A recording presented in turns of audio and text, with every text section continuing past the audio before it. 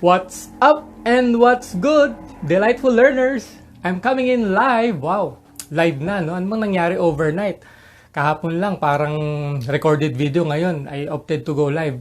Well, I think this is pretty much the right time to experiment on new stuff. And probably this is one of the things that I want to explore moving forward. So, okay ba? So, just leave your comments, just leave your reactions, no matter what kind they are. I'm okay with it. You know, I'm doing this not only for myself, but also, you know, maybe there will be people out there who will find value in the things that I'm going to share this afternoon. So, para sa taong open ang isip, open ang puso, para makinig at maging isa sa mga members ng Team Delightful. So, again, good afternoon. So, yesterday, of course, alam natin, the big news was last night when there was a press conference regarding the community quarantine or, well, for some, lockdown na daw eh. So, I don't want to go into the politics of it or the semantics of it, you know. Pero, you know, we are doing something to address the situation, which is, yun nga, yung COVID-19. Siya ang bida.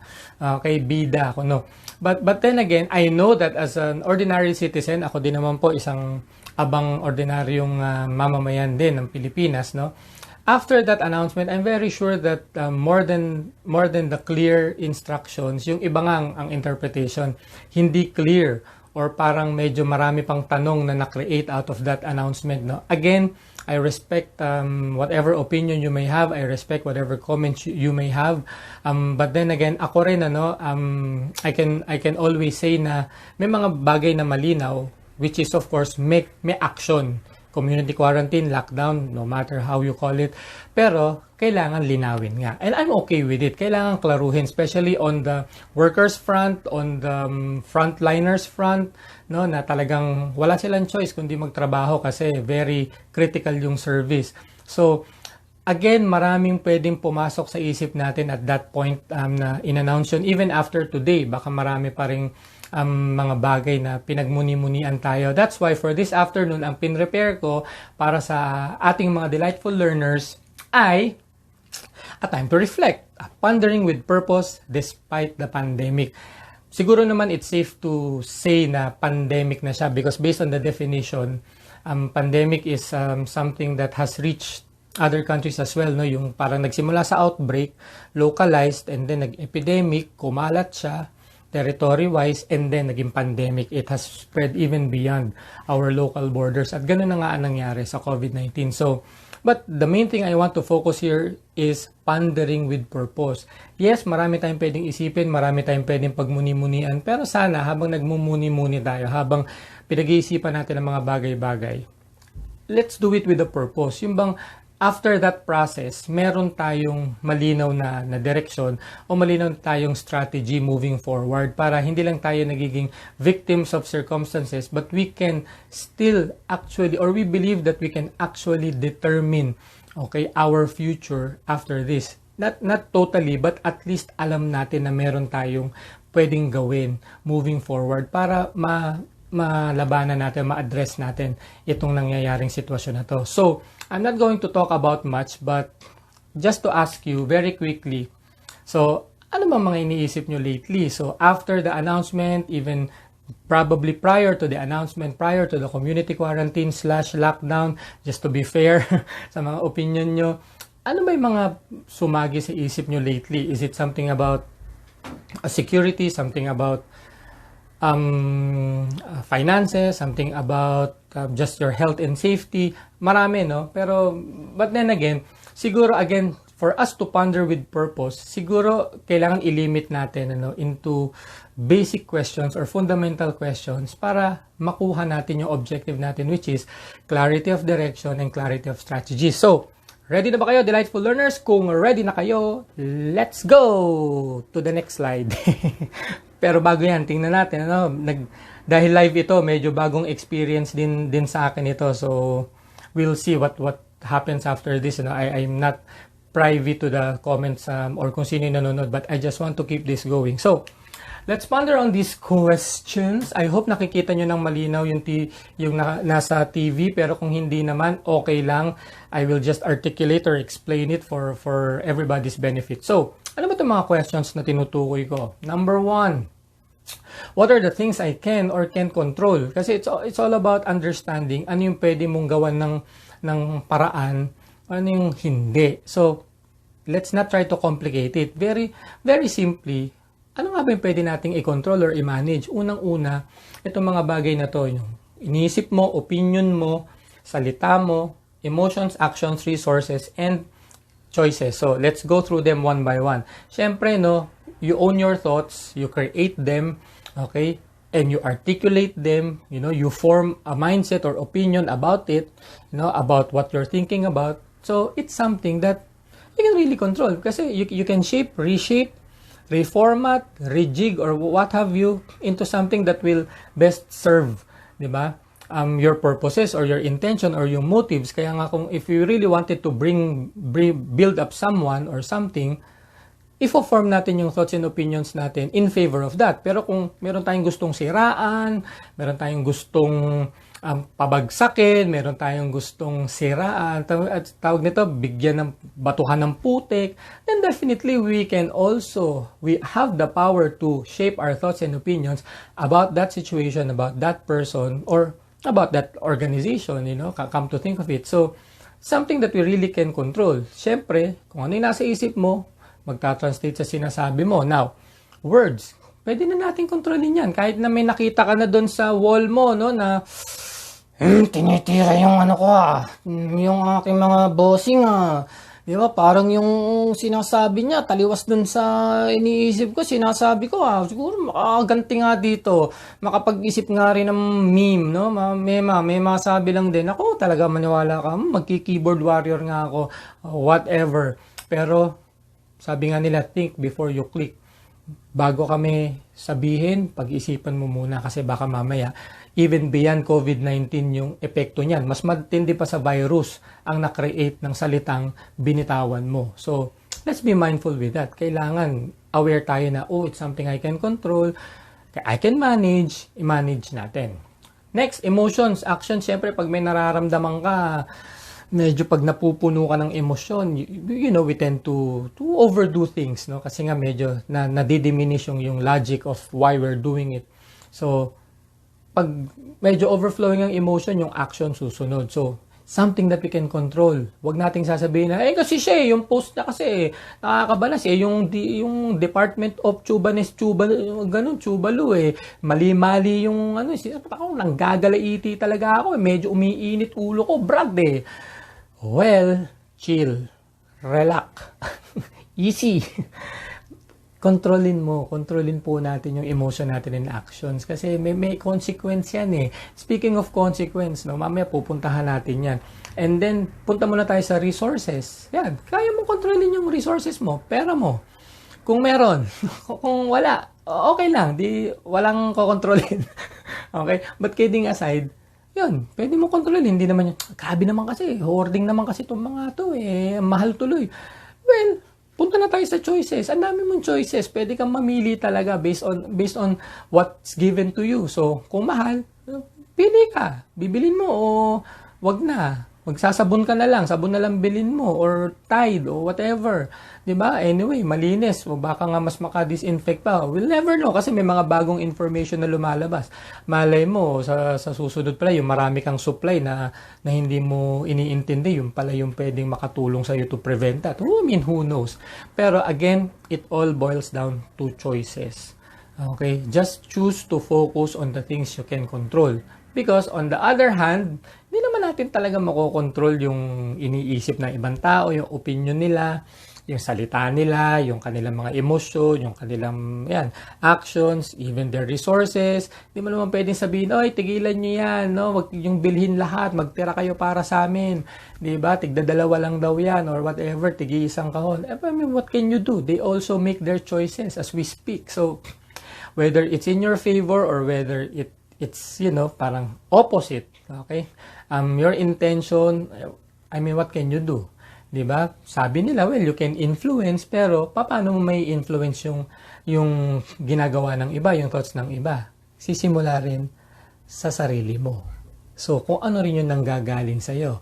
And, syempre, before that happens, importante, we have a good grasp of what are really the things that we can control or manage, and you start from there kasi hindi talaga natin mapipilit ang kapwa natin, no? We can never impose, no? Kaya kahit ako na I can never impose you to, oy, manood kayo kasi tungkol to sa COVID-19, marami kayong matututunan dito. I mean, who am I to tell you that? Kasi adults naman tayong lahat. You get to learn what you choose to learn. So I'm just doing my part. You do your part to educate, to inform, to inspire, motivate, encourage. I'm okay with it. Ako naman, ito rin yung choice ko. So I hope it's okay with all of you. Diba? Lalo na kung may sa mga nag-tune in. No? Thank you for your time, by the way. So, what are the things I can or cannot control? Now, meron pa akong isang tanong dito. Actually, 1,256 questions. So, I hope kung may data ka or nasa bahay ka na maganda yung connection mo, tiis-tiis lang. Marami-rami pa to. So, may 1,249 pa. De joke lang, konti lang to. Ito yung next question. What are the critical choices I need to make? Ano itong mga choices na to? Sa health natin, critical yan. Kasi virus ang pinag-uusapan. So, what you gonna do? What you gonna do when the virus comes at you? Diba? Medyo health. Bili, sanitizer, yung sinabi ko kahapon, yung aking recorded vlog, no? Make a choice. Make a choice to continue to stay healthy, to continue to be shielded from the virus. Make that choice. O kung pwede rin naman, ang choice mo, wala, isa akong super saiyan, hindi ako apektado ng virus. Okay. Ikaw na. Okay, so, but make that choice. Make that choice to be safe, not only for yourself, but also for your family. So, maging safe ka rin. Maging safe yung pamilya mo, mga kaibigan mo. Baka ikaw yung maging source of safety nila kung hindi ka maglalabas. Ba, hindi natin masabi. Baka pinag-iisipan ka rin ng no, may virus siguro siya. So, make that choice, no, to continue to be safe, or you're gonna risk it. Wala akong pakialam, lalabas ako dyan, paparty ako, attend ako ng mga socialization activities ko, pero reminder lang, sa Metro Manila medyo limited na. So, medyo hinay-hinay ka lang din, chill lang din tayo. And then, of course, choices about finances and other resources. Anong gagawin natin sa resources natin and even the money that we have? Very uncertain time. Hindi natin masabi kung anong pwedeng mangyari, pero yun nga. How are you gonna optimize, okay, the things that you already have, and how are you going to strategize moving forward? So, kahit ba may COVID, mag-i-invest ka. Kahit ba may COVID, itutuloy mo yung pagtatayo ng business mo. Dito nga sa amin, may malaking establishment na itatayo. Sabi nila, opening March 20. Well, I'm not that sure what's gonna be the impact of COVID-19. Pero, in a way, no, if we scale it down to our own personal choices, yun nga, ano ang magiging choices mo? Sa stock market, medyo nagfa-fluctuate. I have a few friends that I saw, especially on the feed, they're talking about it. So, anong choice mo? Stay ka ba? Bebenta mo na ba? Or, sige, yaan mo lang. Lilipas din yan. I mean, I cannot impose, I cannot tell you what to do, but it's something that you need to make. And then, just be reminded that for every choice that we do, may consequence yan. So, I hope we are mature enough to accept and be humble enough kung sakaling yung choice na yun, yung consequence na yun, hindi nakatulong sa ikabubuti, hindi lang ng ating sarili, kundi sa mga kaibigan natin at mahal natin sa buhay. So, those are probably, I think for me, critical choices that we need to make in the light of this pandemic. Health, safety, following government, and finances and other resources. Oh, by the way, yung following government, yun nga, anong choice mo? Nag-announce na kagabi. Susunod ka ba, or dahil hindi mo feel yung leader, hindi mo feel yung head ng department, ng ministry, hindi mo feel yung taong nag-explain sa'yo? So, I mean, what's your choice? Makikinig ka ba or magtetengang kawali ka? Again, it's your choice. Live with the consequences. But let me just break it down further by going into responses and actions. Kasi, syempre, may choice kang pipiliin. Definitely, meron kang response na gagawin, di ba? Ito yung pinili ko, ito yung action na gagawin ko. So, what's it gonna be? Delightful learners, are you going to follow or ignore? Alam na natin kung anong dapat natin gawin. Kung nasa Metro Manila ka, alam nyo na kung ano yung pwede at hindi pwedeng gawin. Susunod ka ba o wapakels, di ba? Alis pa rin ako, punta pa rin ako sa resort or sa beach or whatnot. So, ikaw, nasa iyo yun. So, pero, I'm asking you right now, are you gonna follow or ignore mo? Diba? If you're above authority, ikaw na. Pero, I mean, I'm not saying it's wrong, pero nasa iyo yan, choice mo yan. Are you going to be generous or are you going to be greedy? Ayan, talking about hoarding, panic buying. O, diba? So, medyo yung iba daw, hindi nagpanic, nagbuy lang. Pero, swak lang din ang binili, no? But kidding aside, so what? Are you gonna be generous? What if, for example, sobrang dami nung nabili mo and then you end up not using all of them? What are you gonna do? Tatago mo for the next pandemic ba? Diba? Kita mo ba yung future? Parang yung dalawang libro, no, na naging hot topic, no? Talagang medyo na-predict daw, although fictional books, no? Or yung isa parang prediction book, no? But anyway, what are you going to do? Ba, are you gonna be generous? Are you gonna be greedy? Tago ko nga to. Baka mamaya may susunod na COVID-19. Susunod naman, COVID-20. O, di ba, wais? But kidding aside, peace tayo. No? Nagpapatawa lang ako. May migay ka? O keep mo to yourself? Lalo na alam mo may mga taong maaring mas may mga ilangan. To be involved or to be indifferent. So, join ka ba sa mga tao na talagang gusto makatulong para maging kampante ang sambayanan, maging informed, maging sabihin natin maingat, or wala kayo dyan, basta ako, okay na ako sa bahay. Hindi ko na kailangan makijoin sa inyo, basta kami ng family namin, safe na. Kaya medyo i-commend din natin yung mga tao na in the line of duty, despite the risk of contracting the virus, nandun pa rin sila. They're taking action, they're being involved. Directly or indirectly, no? Just doing their jobs. It makes it easier for the rest of us to endure, okay, this situation. So, saludo po ako sa inyo personally. Okay, especially to those people who are still getting involved. Pagdasal po natin sila, lalo na yung mga naghahanap ng cure, no? O tumutulong para makahanap ng cure. Another choice, critical choice, will you add to the clarity or to the confusion? Ano ba yung spread mo? Fake news pa ba? Okay? Yung mga mali-mali ba na ano? No, I mean, talking about parang kahapon, laging malaking issue din yan. Pero again, I'm not into the politics of it, no? Nagawa na yung nagawa, patawarin na natin. Hindi naman sinasadya yun, di ba? Pero tayo, tanong natin sa sarili natin. Ang i-spread mo ba yung makakapagbigay linaw sa sitwasyon o yung lalo makakapagpalabo o yung magpaparumi sa understanding of how to really address the situation? So, pag-isipan po natin yan. It's a very critical choice. And then, ito, no, naririnig ko na to, na may mga nag-post na nito ako. I also found myself posting this. Are you going to act in faith or in fear? No? Kasi siguro bunga nga ng ano no, yung mga behaviors ng ibang tao. Again, I'm not here to judge, pero baka kasi ang overriding ano nila emotion is fear. Kasi totoo naman, there's fear of the unknown, fear of the uncertain. Hindi naman talaga natin hawak yung bukas eh. Although sinasabi natin, ano, see you tomorrow or bukas, bibili tayo. We're never really sure.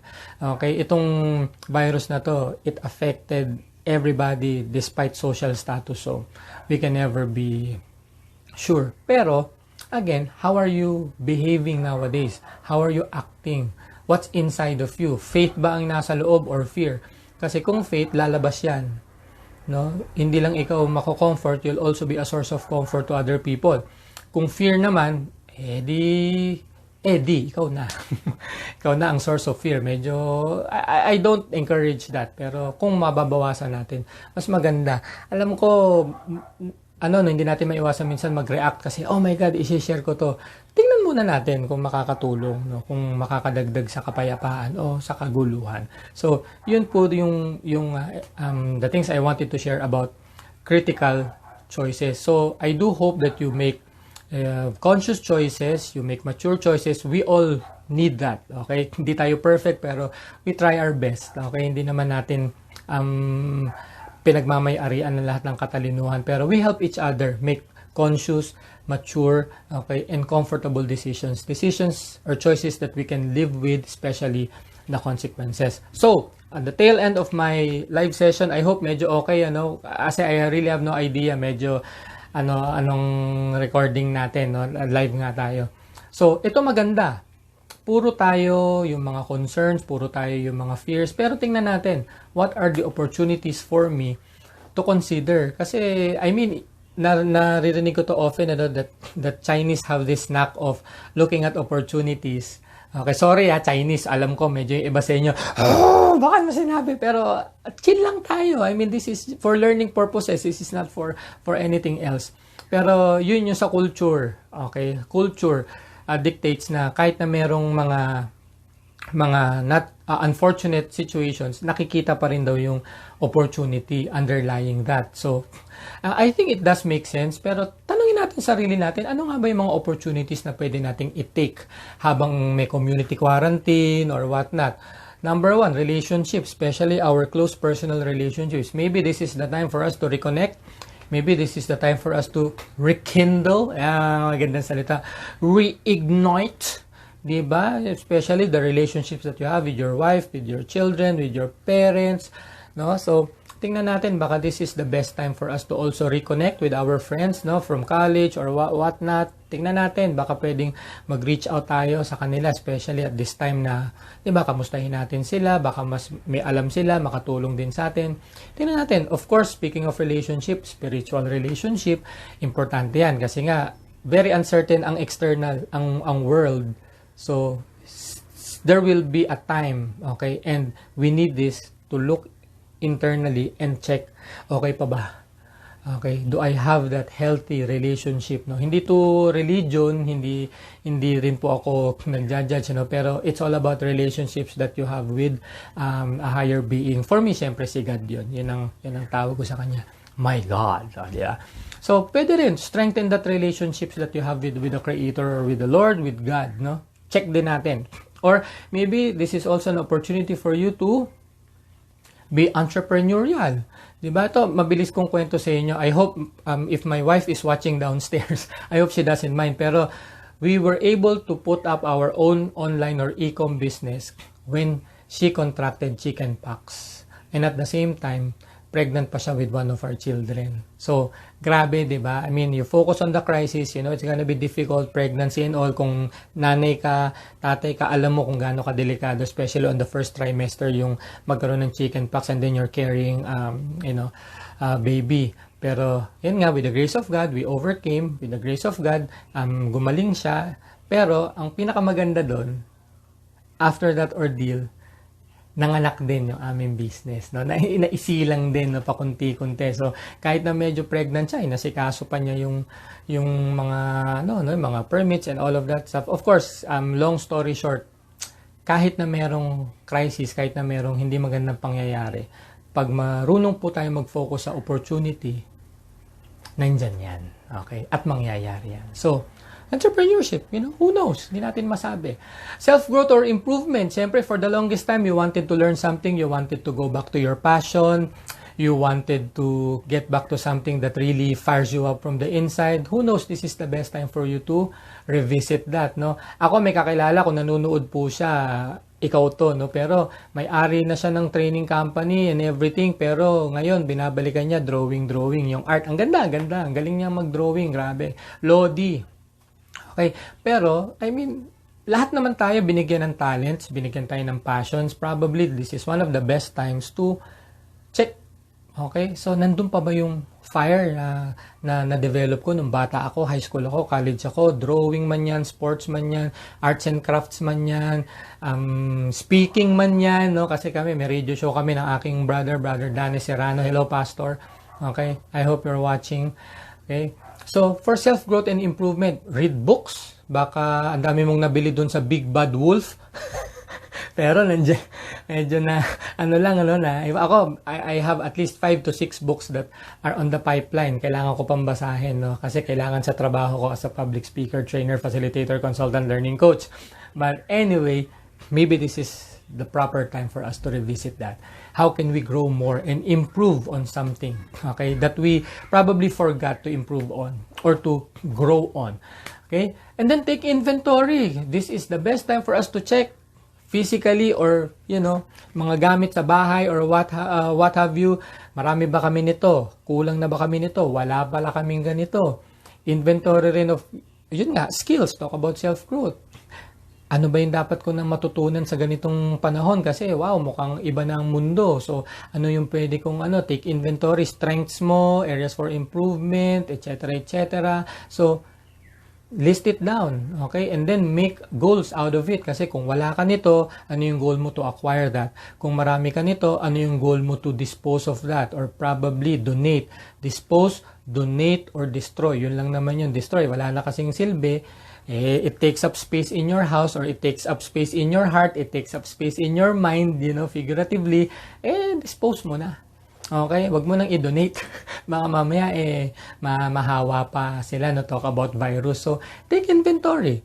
Again, this might also be a good time for us to be involved in the community. Reconnect tayo sa ating social group, social network, sa barangay, sa village, sa subdivision, sa mga organizations na medyo pala absent tayo. Yun, so peace sa Toastmasters, Dasmariñas City, peace.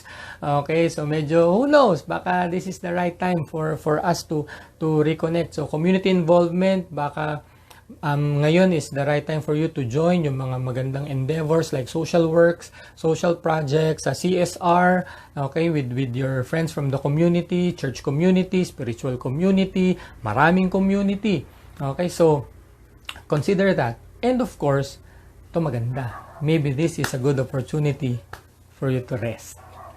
Yan, pahipahinga din pag may time kasi mahirap yung masyado nating binubugbog yung sarili natin, katawan natin, yung isip natin, baka pinagpapahinga lang din tayo, come to think of it, Pero sana pahinga natin yung walang virus, Pero syempre we are very sensitive to those who have contracted it. Let's just pray for them. Sana maka-recover sila. Kahapon yung recorded vlog ko, I said a prayer to them. And for those who unfortunately they passed on, of course let's pray for their eternal peace, Kasama na nila si Lord. So, wala nang makakasakit sa kanila. Hindi na sila dadapuan ng kahit anong virus. Safe na sila kay Lord. Okay ba yan? So, sa mga families po, be comforted in the loving arms of the Lord. Okay, nandun na po yung inyong mga kamag-anakan. At peace na sila. So, talking about rest, napansin nyo ba? R-E-S-T, rest.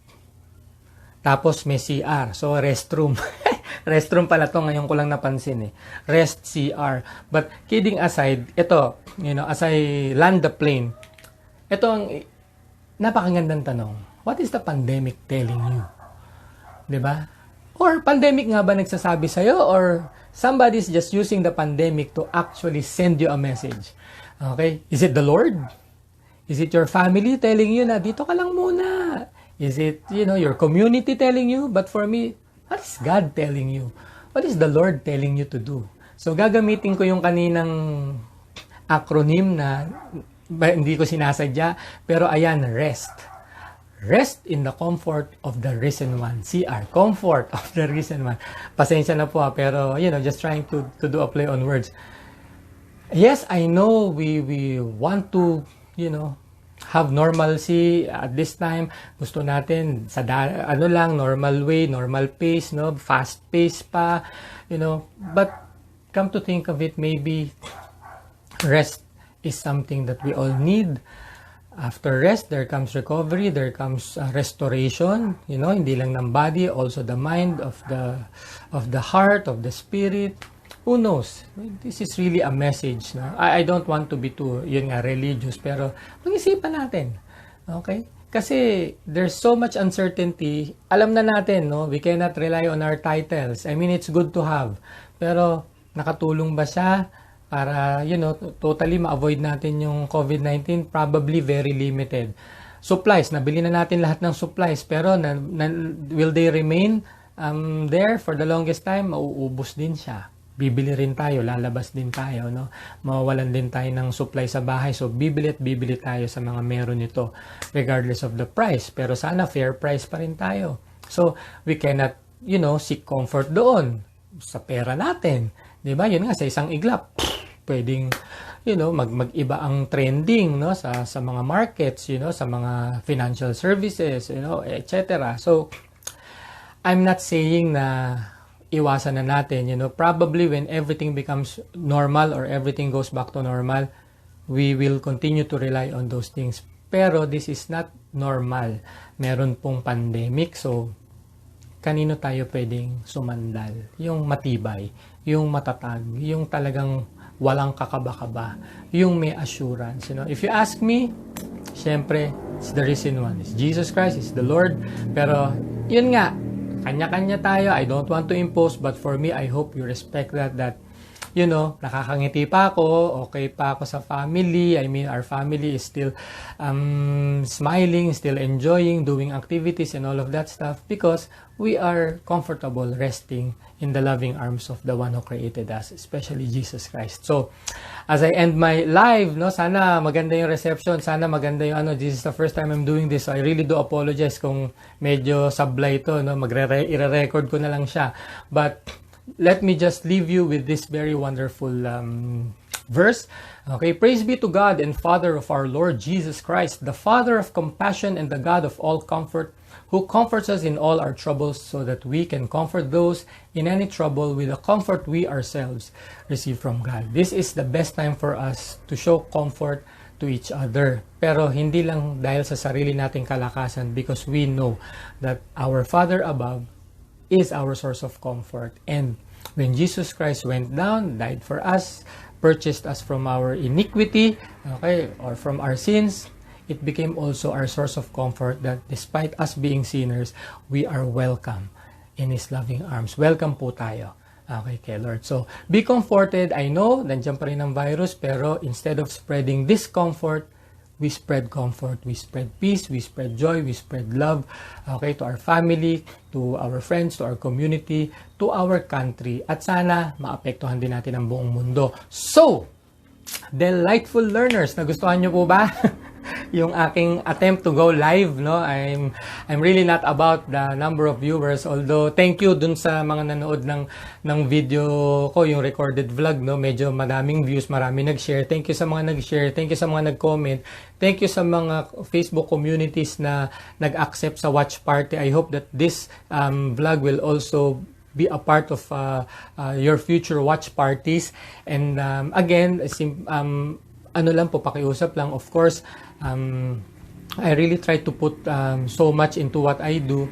So, because I really want to do this. This is something that I really love to do. Masaya-masaya po ako dito. May 1,100, 1 million viewers man, o may isa lang, yung wife ko o yung sarili ko.